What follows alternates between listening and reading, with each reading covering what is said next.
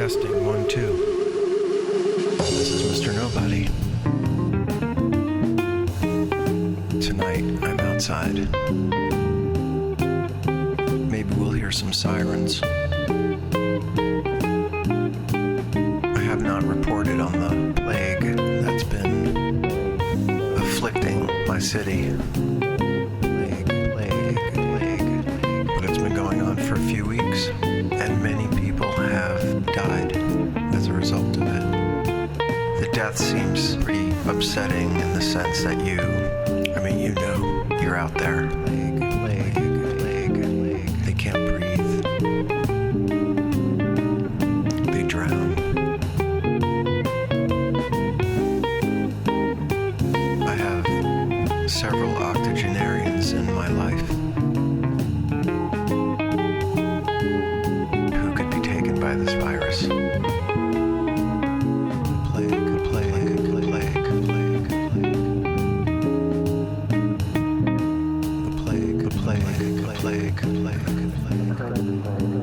I think I'm gonna stretch my back while I do this. See if I can pull this off. Yeah, sure. Some days are more frustrating than other days. Oh yeah, plague. Oh, that's good. Right now I'm upside down. Oh, this is good. This is good. New York City is so quiet. It's dead quiet. There's still people that walk around like they don't get it, without masks, walking their dogs with their kids, blabbing, not respecting space or distance. Every day it's getting a little bit more serious. Life has really changed. The air smells better. You can smell the ocean from where I am now. Very rare thing indeed.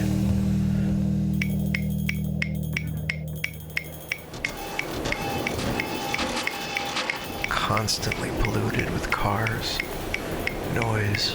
It's not that I would wish this virus on anyone. I fear it myself. But the effects of coming to ground with who you are undeniable.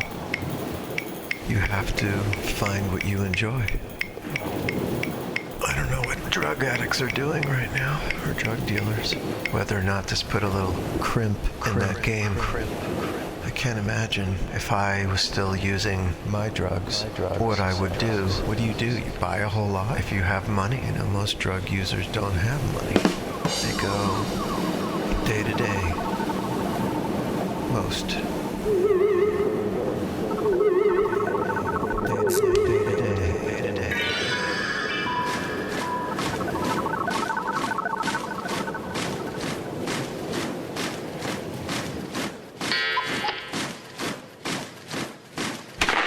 I learned some very, very upsetting news that someone in my family is using, let's just say, methamphetamines and is lost. And my heart is broken. I doubt they'll ever hear this or listen to it, but I'm putting it out in the universe with all my might.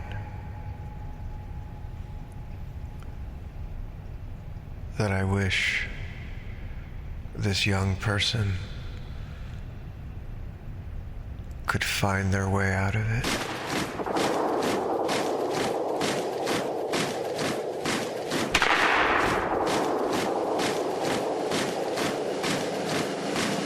Do you have somebody like that in your life who's lost in the use of it, and you can't persuade them, and you can't trust them not to do it, no matter how much goodness you try, or how much you beg or plead with them?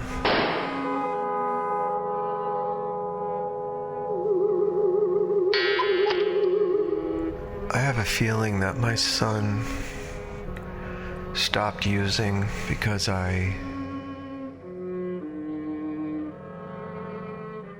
I pleaded with him. Others did as well. He had a lot of love and support. He also had some weirdness. I guess we all might have a little weirdness. Some reason that we would justify it to ourselves. It's such a sad waste of perfectly good people.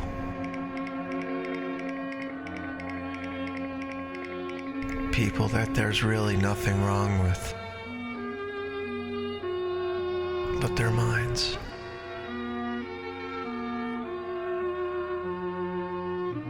And then their bodies, their biology.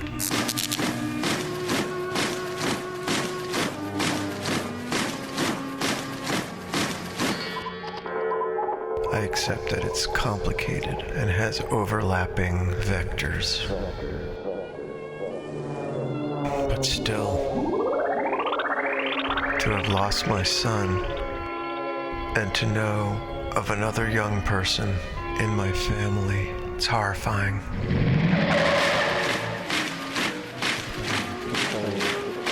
The plague.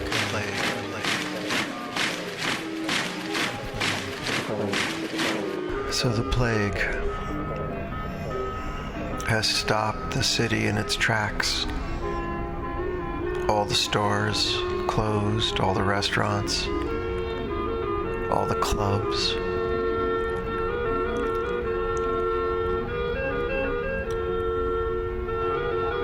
It's pretty awesome in some ways. The peacefulness of it. But it's not going to last. Because without something catastrophic like this, people would never behave like this. In a quiet, peaceful way. That just wouldn't happen.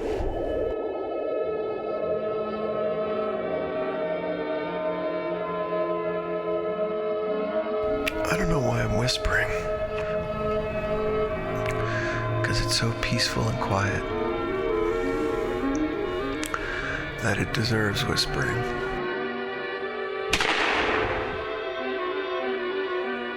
There's a full moon. Although I can't see it, I associate the full moon with my son. The moon was out of control when he died. It was like a fluorescent circle, harsh. Missing him. The day that we burned his body, there was that full eclipse in the daytime. It was just surreal. I couldn't bear it. His mother stayed with his body while this occurred. And I went to these ancient Indian mounds. Because I was obsessed with the stories of the giants buried under these mounds. There were some of these mounds near where he lived, and I insisted that he go. Please, son, go to these. Tell me what they're like.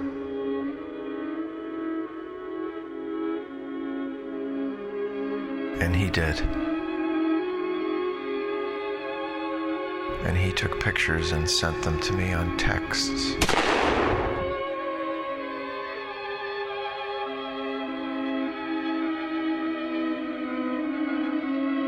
And the day that he was being cremated, I went there. And I climbed onto those mounds. And I tried to contact him. I felt connected to everything that ever lived and died. Every bird that ever mourned its lost egg. Every shark.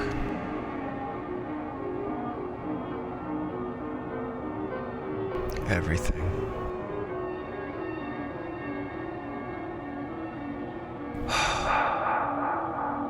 The plague is just taking so many people. And here I am selfishly mourning one.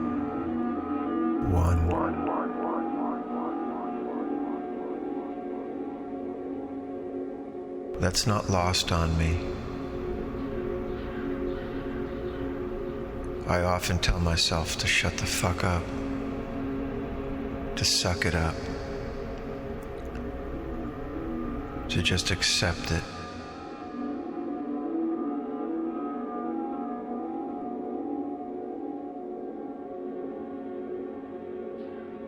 But I can't.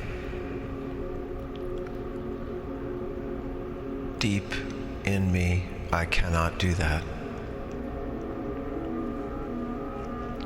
So I make these little radio shows.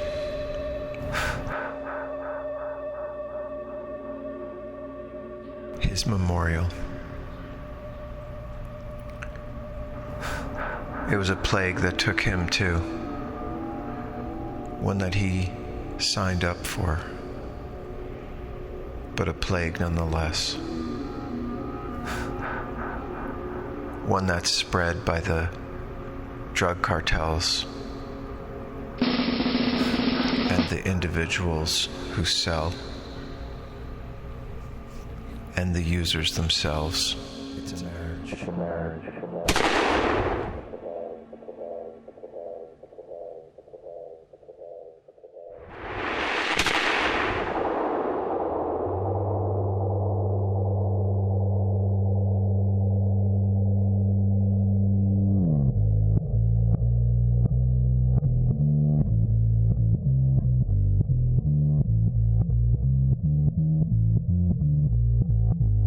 I miss my son on a level that is really hard to describe because of what we shared. Connection.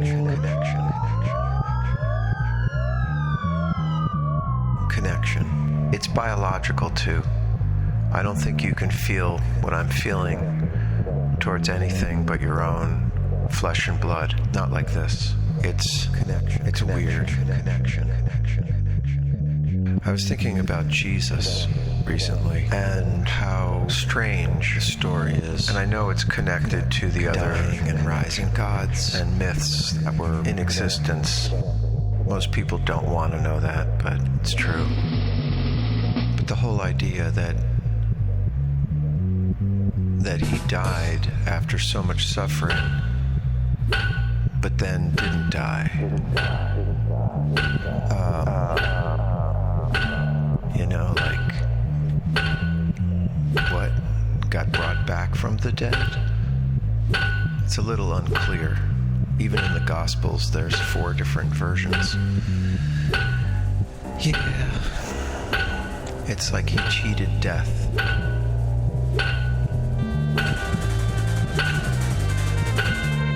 It's really insulting.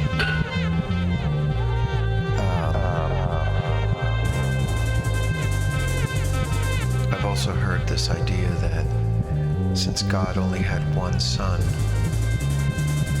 which sort of kind of blocks out Jesus's mother, right?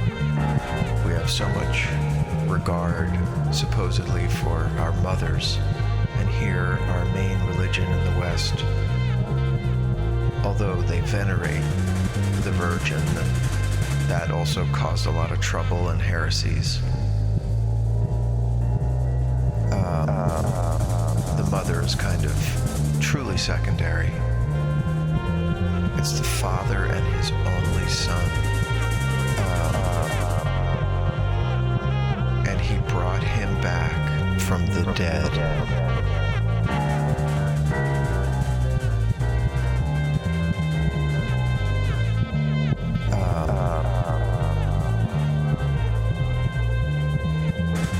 It's ridiculous.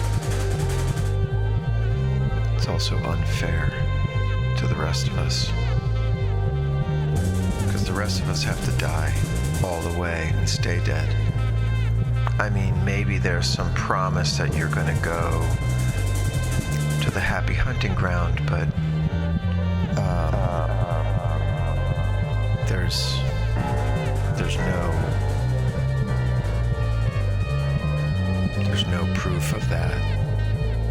there's no even good reason to buy into that, except that you've been indoctrinated like I was. I still thank God and Jesus for things because it was drilled into me.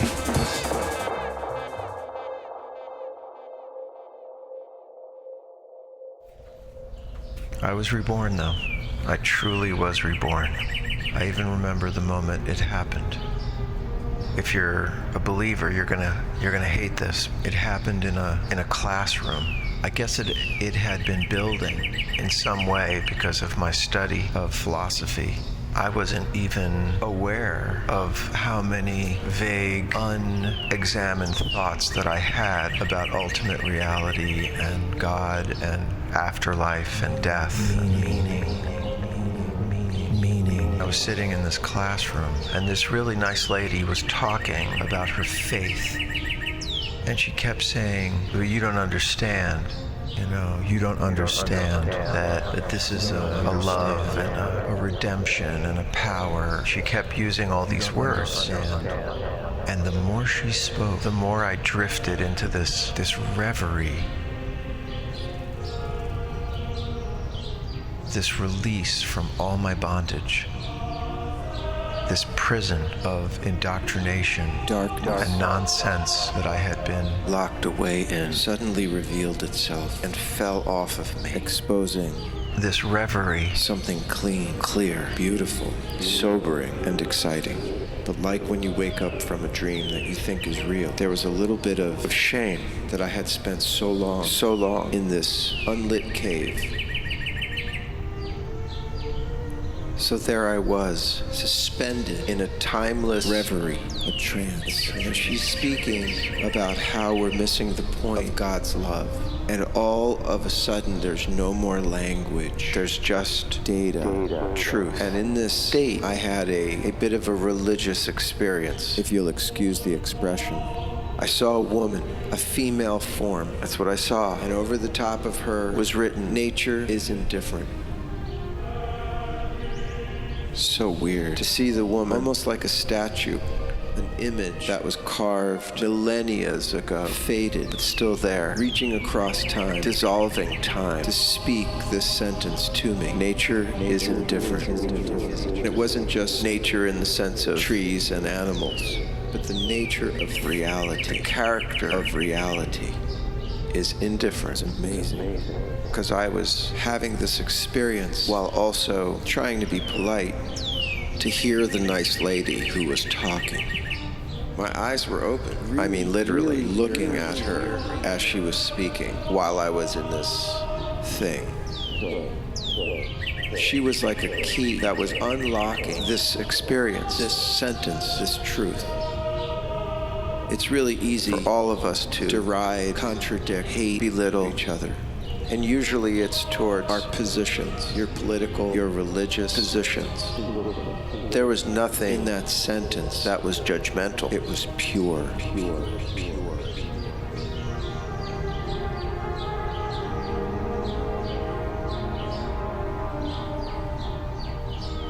I'm not sure what the woman represented and how this sentence, this most important truth that wiped away all of the nonsense and foolishness of doctrines. I'm just sharing it with you. But I will tell you, in that moment, I was released.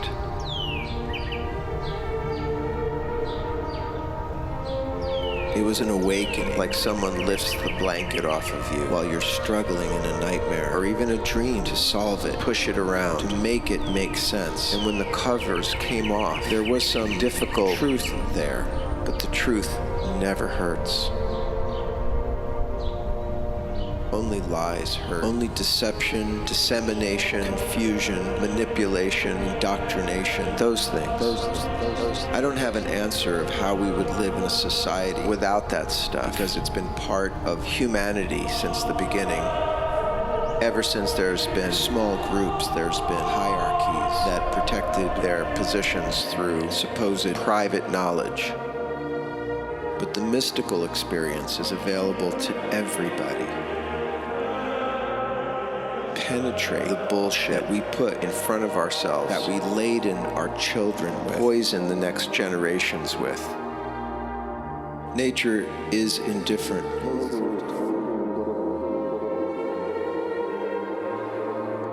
As special as I think my son was, nothing could protect him from the reality of nature and consequence. Perfectly good human being, wasted, thrown away through its own tragic narrative. That's what drug use is.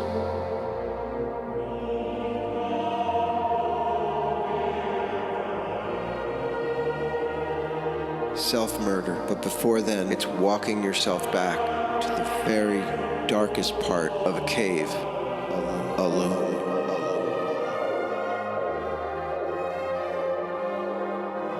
Nature is indifferent.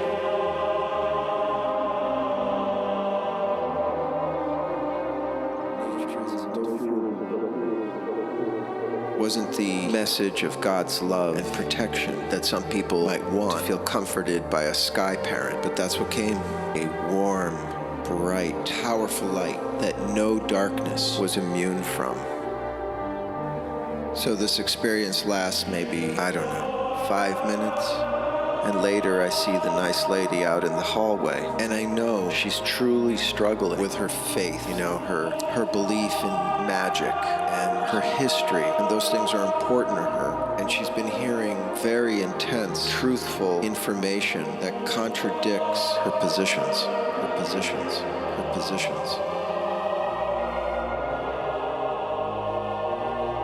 And I also realized that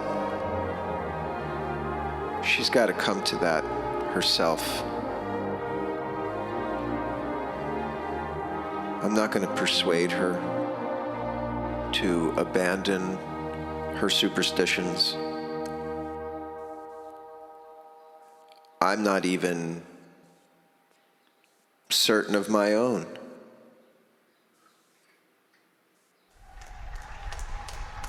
But what I am certain of is that when you inquire and penetrate deeply, you might receive information that's true. I'm not sure if that's all rational thought or some mixture of emotion and reasoning. I don't know. But I was released from my own superstitions, toiling, and dark wonder on that day, in those few moments, in a classroom, in a reverie, in a trance. It hardly matters to me now. I tried to teach this to my son. After he cleaned himself up, he was around 18, till the time he died at 23. I sensed his need for honest, truthful, and relevant communication. Useful truth. I don't think you can have the mystical experience through drugs. Maybe you can have it through sickness. Or maybe there's nothing that can control it or dictate it happen when it happens. I just don't think you can break through to the other side, which is really this side, the side you're on, just penetrating that dream, that veil of depression, judgment, and limitation. I was still the same person. I could still have died in a car accident. I just wasn't the same person after that. Nature is indifferent. Only you can teach yourself. Only you can decide that if you're an adventurer of a spiritual dimension, or an intellectual dimension, or an artistic dimension, and you try to penetrate reality using these reality-blocking substances, you're fucked. You're so fucked. My connection with everything, all the things that have ever lived and died, it does not console me to the loss of my son. I don't know why. Losing my arm, my leg, my head, my heart. I don't know why. Nature is indifferent. I know my son was an artistic, spiritual adventurer, but he went against everything I tried to tell him. We were close. So it's interesting. The virus doesn't care who you are, what you do, what status you have, how much money you have, how little money you have. It doesn't give a fuck about your excuses or your reasons or your emotions. It is completely indifferent to your bullshit. It's a game. It's the game of life. The ground is layered with the eons of history, the bones of suffering. So yeah, it doesn't matter in the long run that you're sleeping in a car, smoking, fucking, meth or heroin or crack, or poisoning your body with a dozen other things, and weak positions, toxic positions. It really doesn't matter, because the ground will take you and swallow you up. But that's not the last word, is it? Because nobody really wants that. Nobody really wants to die. Even bugs try with all their might to crawl out of the paint bucket once they've fallen in. There's some part of this story that has to do with the meaning of life, the good meaning of life, that we have to hear.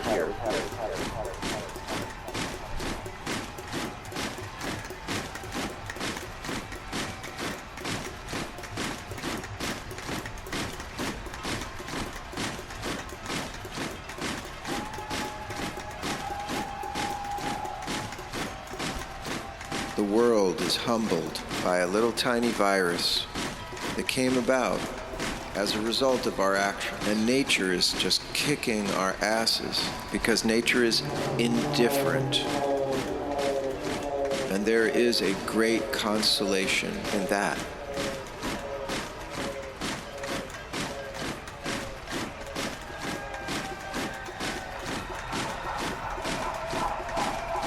Anyway, I've said too much. Mr. Nobody. Out. Try as you might. The voice in your head is winning, just out of sight. The face of a god is grinning. Thunder and lightning starts to crash in your mind. Throw a shirt on the sun if the light makes you blind. Try as you might, you can't stop your head from flying high as a kite. You can't hear the baby crying, covered in billions of invisible bites. It's dark every night. You can't stop your heart from dying until you try with your mind.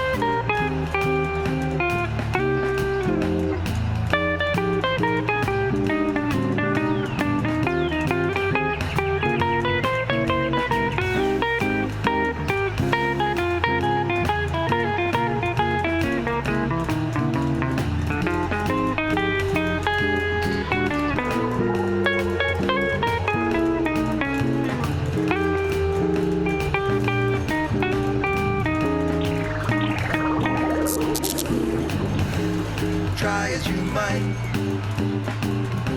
the voice in your head is winning, just out of sight. The face of a god is grinning. Thunder and lightning starts to crash in your mind. Hang a shirt on the sun if the light makes you blind. Try as you might, you can't keep your head from flying high as a kite. You can't hear the baby crying, covered in billions of invisible bites. It's dark every night. You can't stop your heart from dying until you try with